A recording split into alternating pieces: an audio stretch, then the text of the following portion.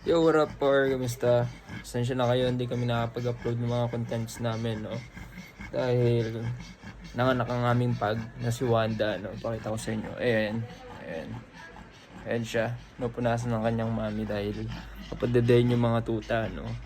So, quick vlog lang to, par, no? Para may ma-update lang namin kayo, no? So, ayan. Ayan siya. Di ba pag yun, ito yung tatay, yung pinaka-pogi. Bro, pogi daw. So, ayan. Ito si Wanda. Wanda! So, kunin namin yung mga tuta. Mga tuta. Ayan. Pakita namin sa inyo, no? Ayan. DIY lang yan. Nilagay namin sa box. Tapos, naglagay kami ng ilaw. Pinaka-incubator nila, no? 5 puppy yan, actually. Anim dapat yun. Lima lang yung nakasurvive, yung isa namatay. Nalunod, no?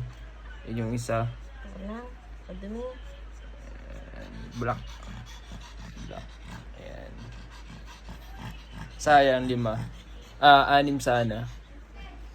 So, ganun talaga. Hindi naman lahat talaga nakaka-survive. Pero swerte na dahil 5 lang nabuhay. Unlike before, isa yung nakasurvive, si Morgan. Then sa mga sumunod na liter, walang natitira. Pang-4 na liter niya to, no? Ayan. So, pang-4 na liter, 5 yung nabuhay. Finally. Ito yung pangalawa. Black din. Ito yung isa. Medyo, ano siya, black na may pagka-found, no? Ayan, o. Ayan siya.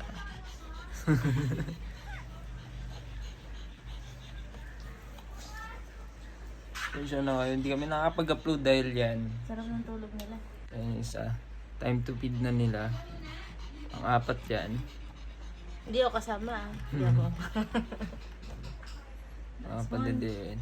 As much as possible, gusto namin yung ano talaga, yung sa nanay talaga dumedede. Pero meron kami pan-support kahit paano kasi parang kukunti pa yung gatas ni Wanda. Pero medyo dumami na. Madami-dami na. Ayan sila. Ayan. Diba?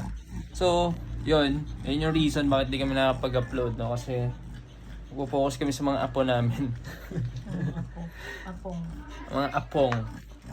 So, yun na par, no? Mag-upload kami soon siguro. And nga pala, open for reservation soon to, no? Itong mga baby paglets natin, no? Wait nyo na lang yung post ko. Ipopost ko to, no? So, peace out.